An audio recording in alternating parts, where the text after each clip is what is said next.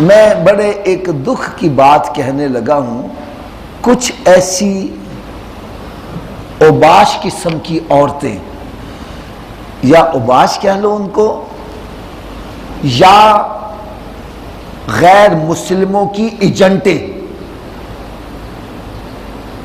وہ ہمارے ملک کے اندر، وہ ملک جس کی بنیاد ہی پاکستان کا مقصد کیا، لا الہ الا اللہ محمد رسول اللہ، جو بنایا ہی اس مقصد کے لیے گیا ہے، جس کے بنانے کا مقصد یہاں تھا کہ یہاں پر اللہ تعالیٰ کا قانون ہوگا اور سرکار دو عالم صلی اللہ علیہ وسلم کی شریعت ہوگی، اس مقصد کے لیے پاکستان کو بنایا گیا۔ آج اسی ملک کے اندر کچھ ایسے غیر مسلم ایجنٹ کام کر رہے ہیں جو عورتوں کو پرموٹ کر کر اس قسم کا احتجاج کروا رہے ہیں، اور وہ عورتیں اس قسم کی بکواس کر رہی ہیں، اور پھر ہمارا میڈیا ان کو پوری کوریج دے رہا ہے۔ یعنی آپ اندازہ کریں کہ ایسے ایسے نعرے لکھے ہوئے ہیں کہ زبان زیب نہیں دیتی، شرم آتی ہے۔ یعنی ان عورتوں نے باقاعدہ کتبے پکڑے ہوئے ہیں کہ جسم ہمارا ہے تو ہماری ہی مرضی چلے گی، مولوی اور ہماری کھلی جنگ، ہم مردوں کے سالن گرم کرنے کے لیے نہیں ہیں، ہم تو بسترے گرم کرنے کے لیے۔ اس قسم کے نعرے اور ان کو کوریج دی جا رہی ہے۔ تو جو عورتیں اس قسم کی مطالبے کر رہی ہیں، ہمیں آزادی چاہیے، مولوی کے خلاف ہماری جنگ ہے، تو میری ایک بات اچھی طرح کان کھول کر سن لو، مولوی کے ساتھ جنگ کیوں ہے؟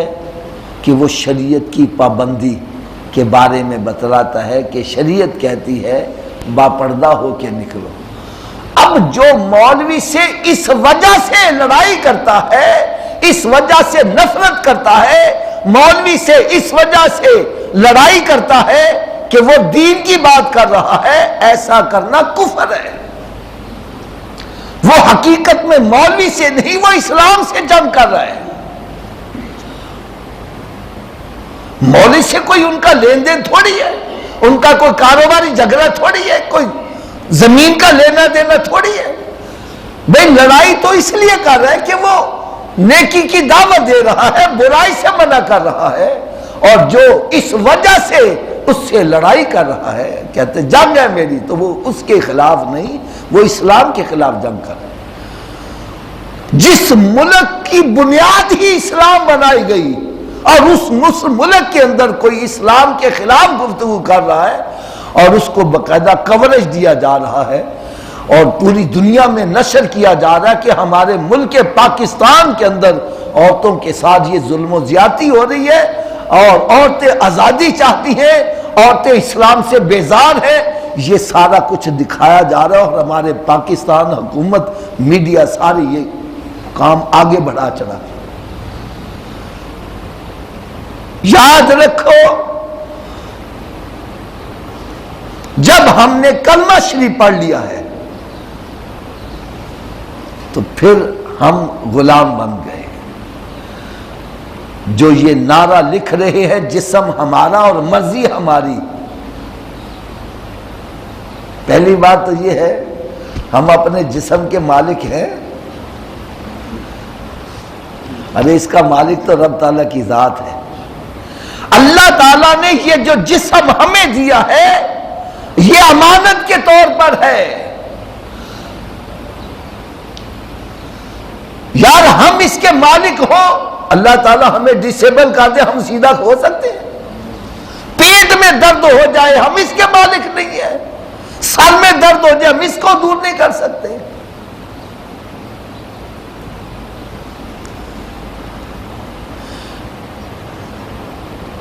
یہ جسم کے مالک رب تعالیٰ کی ذات ہے، ہر چیز اللہ تعالیٰ نے ہمیں دی ہے، یہ امانت ہے۔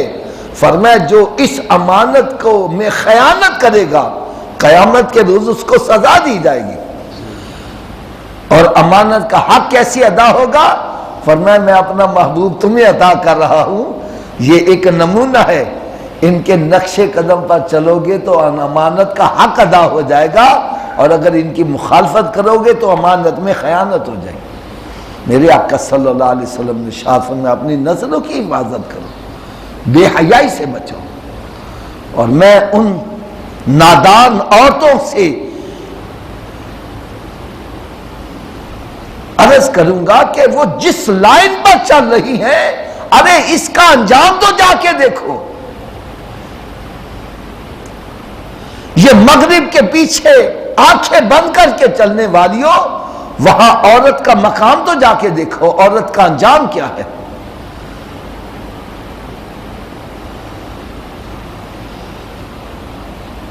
وہاں طلاقیں کتنی ہو رہی ہیں، اب تو وہاں پر نکاح کا کنسپٹ ہی ختم ہو گیا ہے، اور سڑکوں کے اوپر کتنے حرام کے بچے پڑے ہوتے ہیں، کوئی اٹھانے کے لیے تیار نہیں ہوتا۔ یہ اس آزادی کا انجام ہو رہا ہے اور اس کی طرف بھاگ رہے ہو۔ جب بوڑھا بندہ ہو جاتا ہے، اس کی اولاد اس کو اٹھا کر قاضی ہاؤس میں ڈال آتی ہے۔ ارے اسلام ہے جو یہ بتلا رہا ہے، جس نے اپنے ماں باپ کو بڑھاپے کی حالت میں پایا اور ان کی خدمت کی، اللہ تعالیٰ اس کو جنت عطا فرمائے گا۔ یہ اسلام ہے جس نے عورت کو عزت دی ہے کہ اس کے قدموں کے نیچے جنت رکھ دی ہے۔ یہ اسلام ہے جس نے بتلایا اگر بیٹی کے روپ میں عورت ہے تو فرمایا کہ ان کی خوش دلی سے پرورش کر، ان کی شادی کر دے، اللہ تعالیٰ اس کے بدلے تجھے جنت عطا کرے گا۔ بلکہ حدیث پاک میں تو یہاں تک آتا ہے جس نے اپنی بچیوں کی شادی کی للہ فی اللہ، خوش دلی سے پرورش کی، قیامت کے روز یہ رب تعالیٰ سے جھگڑا کر کے ماں باپ کو جنت میں ساتھ لے کے جائے۔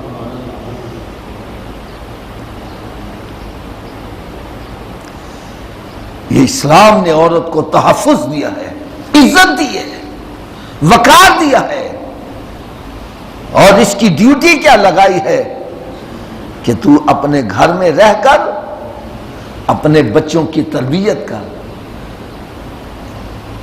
ان کی خدمت کر۔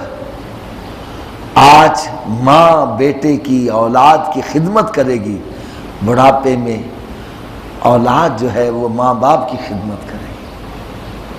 تو خدا را ایک میری بات چلتے چلتے میں اور عرض کر دوں، یاد رکھو برائی کی ابتدا میں مزہ ہوتا ہے، انجام اس کا بہت ہی برا ہوتا ہے۔ یہ نوجوان لڑکیاں لڑکے انجام کو نہیں دیکھتے، یہ آغاز کو دیکھتے ہیں، یہ ابتدا کو دیکھتے ہیں، انتہا نہیں دیکھتے۔ اور یہ بات اچھی طرح ذہن نشین کر لو، برائی کی ابتدا میں مزہ ہے لیکن اس کا انجام بہت برا نکلتا ہے، اور نیکی کی ابتدا میں تو تکلیف ہے لیکن انجام اس کا بہت ہی اچھا نکلتا ہے۔ میں ایک آسان سی مثال دے دیتا ہوں، ایک بندے کے لیے بستر چھوڑ کر نماز پڑھنے آنا بڑا مشکل ہے، لیکن نماز پڑھ کے جب فارغ ہوتا ہے چہرے پہ نور آ جاتا ہے، دل کو سکون آ جاتا ہے۔ قرآن پڑھتا ہے مشکل نظر آتا ہے لیکن قرآن پڑھتا ہے دل کو سکون آ جاتا ہے، غریب کی مدد کرتا ہے، خیرات کرتا ہے، زکوٰۃ دیتا ہے بڑا مشکل کام، لیکن جب کر لیتا ہے تو اس کو پھر سکون بڑا ملتا ہے، بڑا سکون ملتا ہے۔